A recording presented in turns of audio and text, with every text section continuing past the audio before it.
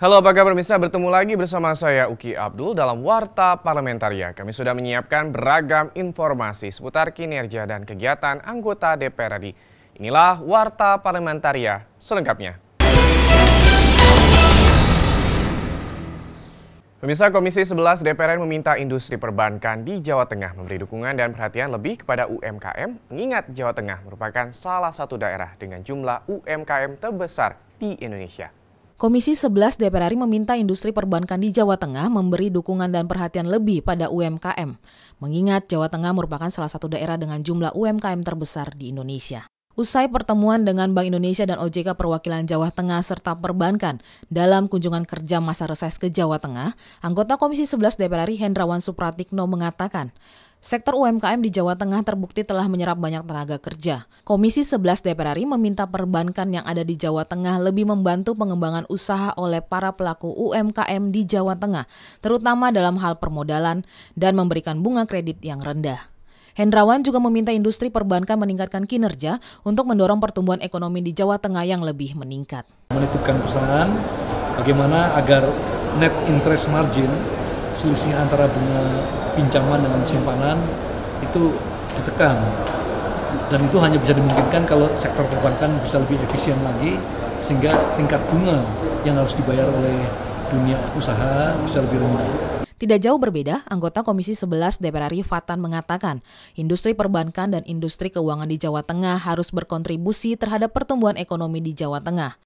Di sisi lain, banyak UMKM di Jawa Tengah sebagai penopang perekonomian daerah. Namun, banyak pelaku UMKM yang belum memenuhi persyaratan bank atau bankable. Tapi saya yakin sebetulnya itu karena kurang sosialisasi dan kurang pendekatan.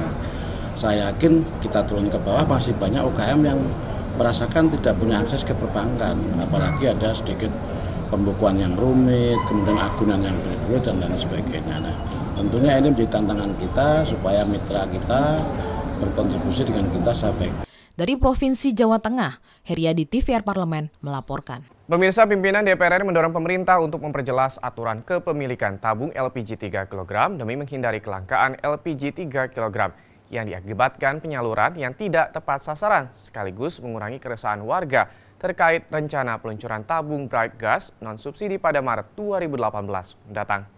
Wakil Ketua DPR RI Koordinator Bidang Industri dan Perdagangan Agus Hermanto mengatakan perlu ada skenario distribusi dan kriteria yang jelas untuk menentukan penerima tabung LPG ukuran 3 kg. Mengingat selalu muncul keluhan warga atas kurangnya pasokan tabung LPG 3 kg di pasaran.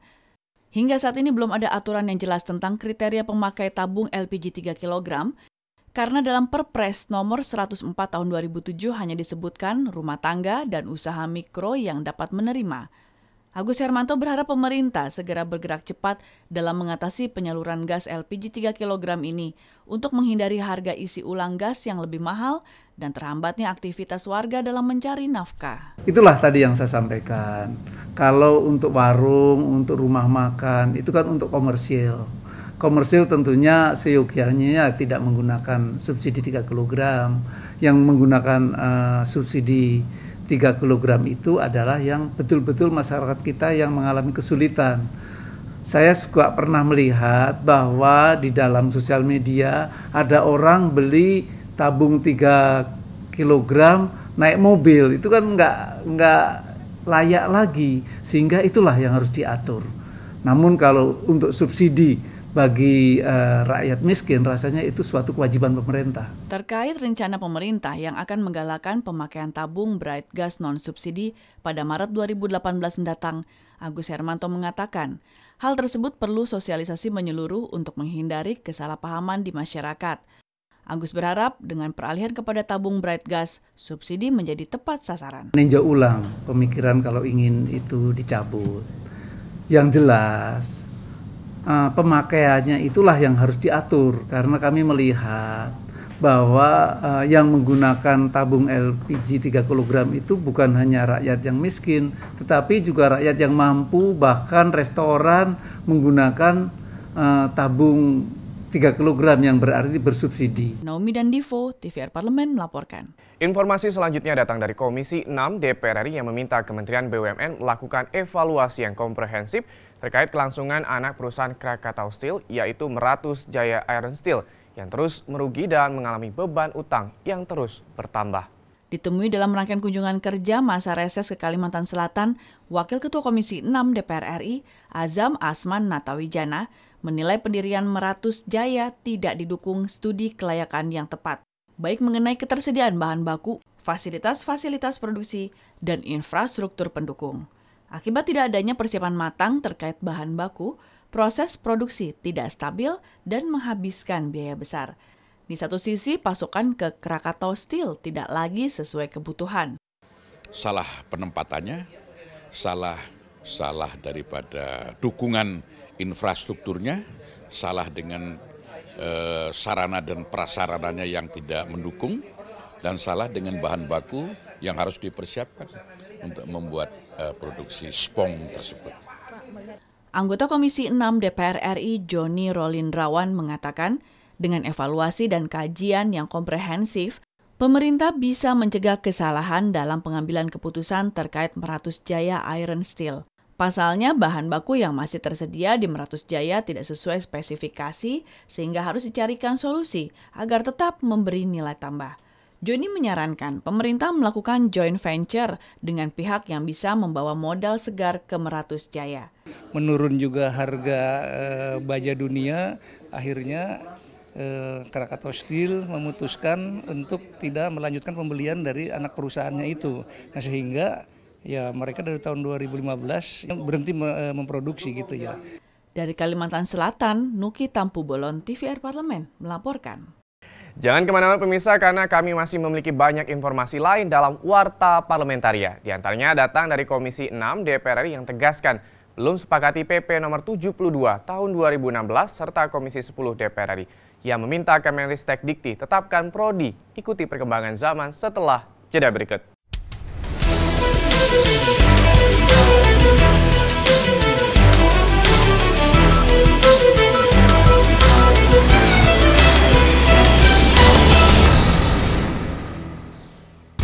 Dampak alkohol bagi kehidupan kita, bagi tubuh kita, dan juga bagi kehidupan sosial juga tidak baik. Oleh sebab itu, pemerintah dan DPR sedang merancang undang-undang tentang minuman beralkohol agar dapat dikendalikan untuk tujuan-tujuan yang positif dan baik dan dihindari untuk tujuan-tujuan yang merusak baik secara pribadi maupun dalam kehidupan masyarakat kita. Marilah kita dukung semua supaya kehidupan kita ke depan tambah baik dan tambah tentram. Tugas dan fungsi DPR sangat penting bagi negeri ini sebagai pengemban amanat rakyat. Namun tidak banyak yang tahu apa saja fungsi dan tugas DPR. DPR mempunyai 3 fungsi pokok, yaitu legislasi, anggaran, dan pengawasan. Ketiga fungsi tersebut harus dilaksanakan dalam kerangka representasi yang mengedepankan kepentingan rakyat berdasarkan aspirasi masyarakat dan juga untuk mendukung diplomasi, upaya pemerintah dalam melaksanakan politik luar negeri sesuai dengan ketentuan peraturan perundang-undangan. Dari fungsi legislasi, DPR mempunyai tugas dan wewenang menyusun program legislasi nasional Prolegnas bersama dengan pemerintah, menyusun dan membahas rancangan undang-undang, menerima rancangan undang-undang yang diajukan oleh DPD, membahas rancangan undang-undang yang diusulkan oleh Presiden ataupun DPD, menetapkan undang-undang bersama dengan Presiden, menyetujui atau tidak menyetujui peraturan pemerintah pengganti undang-undang yang diajukan Presiden untuk ditetapkan menjadi undang-undang. Sementara fungsi anggaran, membahas dan memberikan persetujuan atau tidak memberikan persetujuan terhadap rancangan undang-undang tentang APBN yang diajukan Presiden, memperhatikan pertimbangan DPD atas rancangan undang-undang tentang APBN dan rancangan undang-undang terkait pajak, pendidikan, dan agama, menindaklanjuti hasil pemeriksaan atas pengelolaan dan tanggung jawab keuangan negara yang disampaikan oleh BPK, memberikan persetujuan terhadap pemindah tanganan aset negara maupun terhadap perjanjian yang berdampak luas bagi kehidupan rakyat yang terkait dengan beban keuangan negara. Dan fungsi pengawasan, melakukan pengawasan terhadap pelaksanaan undang-undang, APBN, dan kebijakan pemerintah, membahas dan menindaklanjuti hasil pengawasan yang disampaikan oleh DPD terkait pelaksanaan undang-undang mengenai otonomi daerah, pembentukan, pemekaran dan penggabungan daerah, pengelolaan sumber daya alam dan sumber daya ekonomi lainnya, pelaksanaan APBN, pajak, pendidikan, dan agama. Selain tugas dan wewenang yang berkaitan dengan 3 fungsi pokok, DPR juga mempunyai tugas dan wewenang lain seperti: pertama, menyerap, menghimpun, menampung, dan menindaklanjuti aspirasi rakyat. Kedua, memberikan persetujuan kepada Presiden untuk menyatakan perang ataupun membuat perdamaian dengan negara lain. Mengangkat dan memberhentikan anggota Komisi Yudisial. Ketiga, memberikan pertimbangan kepada Presiden dalam hal pemberian amnesti dan abolisi, mengangkat duta besar dan menerima penempatan duta besar negara lain. Keempat, memilih anggota BPK dengan memperhatikan pertimbangan DPD. Kelima, memberikan persetujuan kepada Komisi Yudisial terkait calon Hakim Agung yang akan ditetapkan menjadi Hakim Agung oleh Presiden. Keenam, memilih 3 orang Hakim Konstitusi untuk selanjutnya diajukan ke Presiden. Terima kasih, video ini dipersembahkan oleh TV dan Radio Parlemen, Biro Pemberitaan Parlemen, Sekretariat Jenderal DPR RI.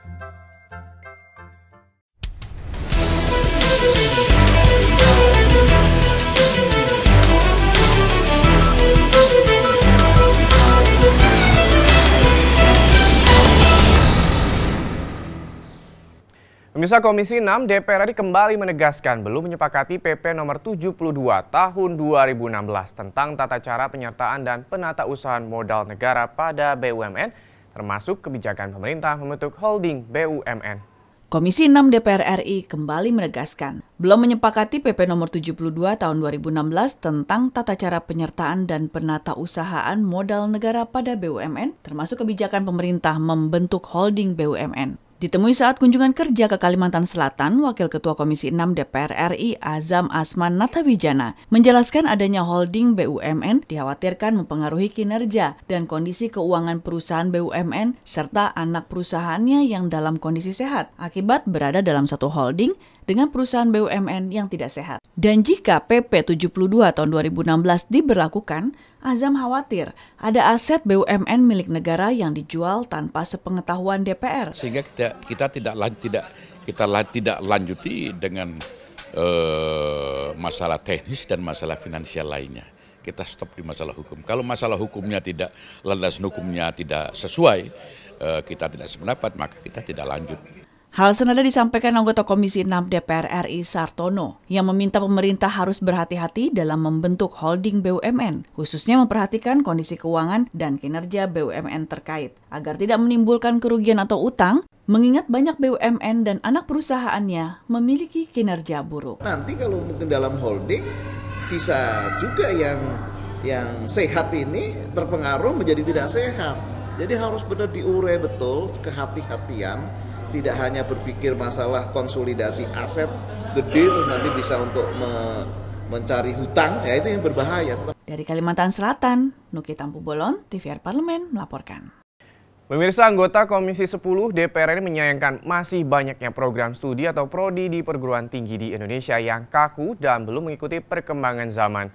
Komisi 10 DPR RI meminta Kementerian Riset, Teknologi, dan Perguruan Tinggi lebih fleksibel dan inovatif menentukan prodi di perguruan tinggi. Anggota Komisi 10 DPR RI menyayangkan masih banyaknya program studi atau prodi di perguruan tinggi di Indonesia yang kaku dan belum mengikuti perkembangan zaman. Komisi 10 DPR RI meminta Kementerian Riset, Teknologi, dan Perguruan Tinggi lebih fleksibel dan inovatif menentukan prodi di perguruan tinggi. Ditemui usai rapat kerja dengan Menteri Ristek Dikti di Gedung Nusantara 1 DPR RI Jakarta, anggota Komisi 10 DPR RI Dadang Rustiana mengatakan seharusnya pemerintah menetapkan prodi di sejumlah perguruan tinggi sesuai kebutuhan saat ini dengan mengikuti perkembangan teknologi dan informasi, sehingga menghasilkan lulusan-lulusan perguruan tinggi dalam negeri yang siap bersaing dengan lulusan-lulusan perguruan tinggi negara lain di era globalisasi. Nomenklatur bidang program studi ini kadang-kadang menyulitkan bagi perguruan tinggi yang ingin membuka prodi baru. Dan kita sinyalir juga ini banyak nomenklatur-nomenklatur yang dibuat oleh Kemenristek-Dikti ini yang sudah tidak relevan dengan perkembangan zaman. Anggota Komisi 10 DPR RI Sri Meliana mengatakan, perguruan tinggi di Indonesia masih memiliki banyak masalah yang harus dibenahi secepatnya, seperti optimalisasi prodi yang ada, mengingat anggaran untuk pendidikan sebesar 20% dari APBN masih tersebar di sejumlah kementerian. Pengelolaan perguruan tinggi seharusnya diserahkan sepenuhnya pada Kemenristek-Dikti sehingga dapat fokus melakukan pengembangan. Untuk pendidikan tinggi tercecer di 16 kementerian. Sehingga Kemenristek-Dikti ini tidak bisa memberikan gambaran secara utuh. Bahkan keseimbangan, keadilan, kesetaraan mereka tidak bisa berikan. Berkutat hanya di urusan yang seperti ini gitu. Habibie dan Teguh, TVR Parlemen melaporkan. Beralih ke informasi selanjutnya, Komisi 11 DPR mendorong para investor untuk tetap berinvestasi di Indonesia agar dapat meningkatkan serapan tenaga kerja dan mendorong penerimaan pajak di Indonesia. Anggota Komisi 11 DPR RI Wilgo Zainar menilai, paket kebijakan pemerintah belum berdampak signifikan terhadap para pelaku usaha di tanah air. Hal tersebut terlihat dari turunnya daya beli masyarakat yang berimbas pada menurunnya tingkat produksi. Wilgo menilai kondisi tersebut menjadikan para pelaku usaha memutuskan untuk beralih ke investasi berupa deposito, mengingat meningkatnya dana dari pihak ketiga di perbankan. Wilgo berharap nilai upah minimum regional yang ditetapkan pemerintah tidak berdampak pada lesunya industri di tanah air, mengingat peran yang signifikan terhadap penerimaan dari sektor pajak melalui serapan pajak dari pekerja formal. Kita berharap hanya relokasi. Tetapi memang faktor itu juga menjadi pertimbangan concern karena terkait dengan biaya produksi.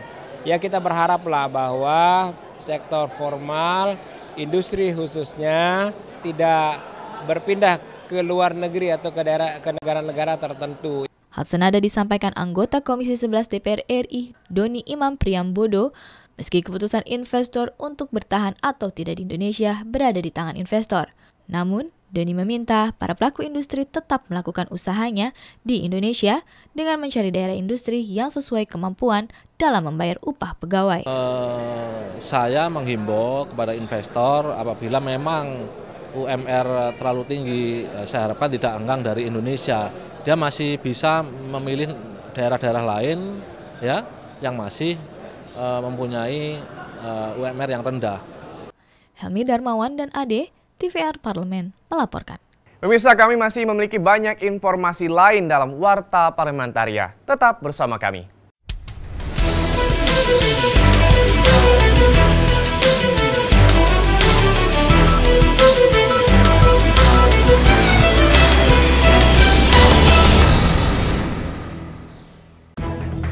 Aksi teror melintasi batas-batas negara mengancam keselamatan bangsa. Negara harus segera menetapkan penanganan batas tindak pidana terorisme tanpa mengesampingkan demokrasi dan hak asasi manusia. DPR RI dan pemerintah saat ini sedang membahas rancangan undang-undang tentang tindak pidana terorisme untuk keamanan dan kenyamanan rakyat Indonesia. Dewan Perwakilan Rakyat Republik Indonesia mengecam Komisi 5 dorong Danau Toba menjadi KSPN anggota. Serangkaian peristiwa penting setiap hari di Indonesia kami hadirkan di layar kaca Anda untuk memberikan berita sosial, politik, ekonomi, dan budaya. Kembali bersama kami dalam acara yang selalu memberikan inspirasi maupun wawasan baru setiap harinya ke depan. Panitia Khusus Hak Angket KPK jamin transparansi penyimpangan yang dilakukan KPK dalam proses penindakan kasus korupsi. Bukan hanya sekedar informasi, tetapi menginspirasi bagi kita semua. Pastikan pemirsa jangan kemana-mana, tetap saksikan Suara Parlemen. Kami pilihkan topik-topik terkini dengan menyajikan fakta yang dapat dipercaya. Serta menghadirkan analisa mendalam bersama anggota DPR RI. Hai, apa kabar pemirsa? Jumpa lagi bersama kami dalam Suara Parlemen. Suara Parlemen hadir setiap Senin sampai Jumat pukul 9 dan 15.30 waktu Indonesia Barat hanya di TVR Parlemen. Tugas dan fungsi DPR sangat penting bagi negeri ini sebagai pengemban amanat rakyat. Namun tidak banyak yang tahu apa saja fungsi dan tugas DPR. DPR mempunyai 3 fungsi pokok, yaitu legislasi, anggaran, dan pengawasan. Ketiga fungsi tersebut harus dilaksanakan dalam kerangka representasi yang mengedepankan kepentingan rakyat berdasarkan aspirasi masyarakat dan juga untuk mendukung diplomasi, upaya pemerintah dalam melaksanakan politik luar negeri sesuai dengan ketentuan peraturan perundang-undangan. Dari fungsi legislasi, DPR mempunyai tugas dan wewenang menyusun program legislasi nasional prolegnas bersama dengan pemerintah, menyusun dan membahas rancangan undang-undang, menerima rancangan undang-undang yang diajukan oleh DPD, membahas rancangan undang-undang yang diusulkan oleh Presiden ataupun DPD, menetapkan undang-undang bersama dengan Presiden, menyetujui atau tidak menyetujui peraturan pemerintah pengganti undang-undang yang diajukan Presiden untuk ditetapkan menjadi undang-undang.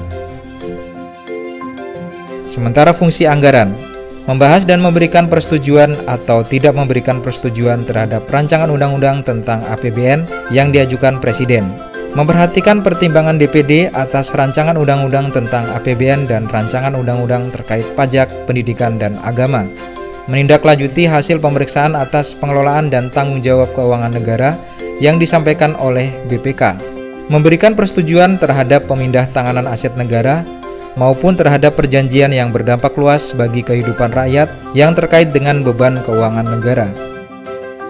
Dan fungsi pengawasan, melakukan pengawasan terhadap pelaksanaan undang-undang, APBN, dan kebijakan pemerintah, membahas dan menindaklanjuti hasil pengawasan yang disampaikan oleh DPD terkait pelaksanaan undang-undang mengenai otonomi daerah, pembentukan, pemekaran dan penggabungan daerah, pengelolaan sumber daya alam dan sumber daya ekonomi lainnya, pelaksanaan APBN, pajak, pendidikan, dan agama. Selain tugas dan wewenang yang berkaitan dengan tiga fungsi pokok, DPR juga mempunyai tugas dan wewenang lain seperti: pertama, menyerap, menghimpun, menampung, dan menindaklanjuti aspirasi rakyat. Kedua, memberikan persetujuan kepada Presiden untuk menyatakan perang ataupun membuat perdamaian dengan negara lain. Mengangkat dan memberhentikan anggota Komisi Yudisial. Ketiga, memberikan pertimbangan kepada Presiden dalam hal pemberian amnesti dan abolisi, mengangkat duta besar dan menerima penempatan duta besar negara lain.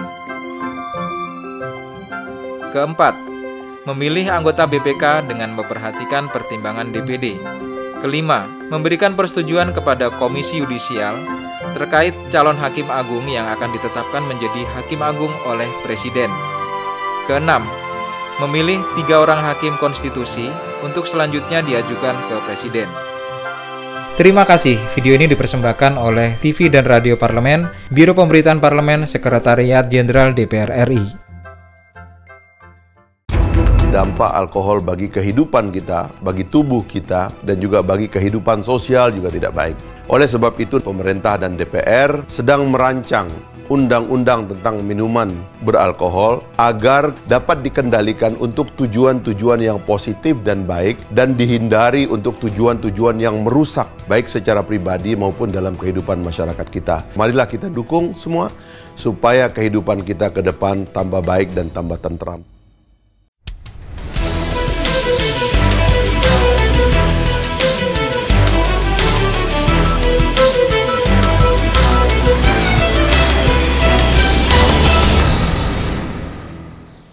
Kembali lagi di Warta Parlamentaria dalam rangka menyambut tahun 2018, Persatuan Pensiun Pegawai Sekretariat Jenderal DPR atau P3S mengadakan pasar murah dan bazar yang bertujuan untuk penggalangan dana dan untuk menjaga hubungan baik serta silaturahmi sesama anggota P3S maupun Pegawai Sekretariat Jenderal DPR RI. Dalam rangka Tahun Baru 2018, Persatuan Pensiunan Pegawai Sekretariat Jenderal DPR RI atau P3S mengadakan pasar murah dan bazar yang bertujuan untuk penggalangan dana dan untuk menjaga hubungan baik serta silaturahmi sesama anggota P3S maupun Pegawai Sekretariat Jenderal DPR RI.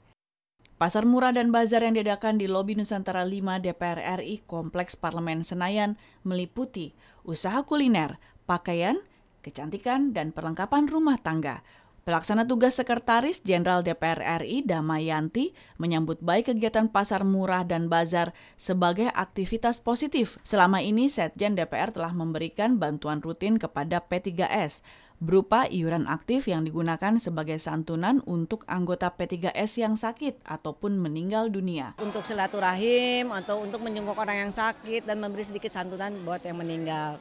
Ini kenapa memang kita galakan, karena kalau tanpa ini mungkin pensiunan pegawai Setjen DPR RI tidak akan bertemu. Ini sangat bagus. Jadi hal yang sama diutarakan Ketua P3S Thoib Herianto. Acara pasar murah dan bazar diadakan untuk menggalang dana karena anggota organisasi P3S yang sebagian besar sudah memasuki usia tua. Maka P3S perlu memberikan bantuan secara rutin bagi anggotanya yang sakit maupun meninggal dunia. Ada 86 yang sakit dan meninggal, 60% meninggal, yang 40%-nya ya sakit gitu.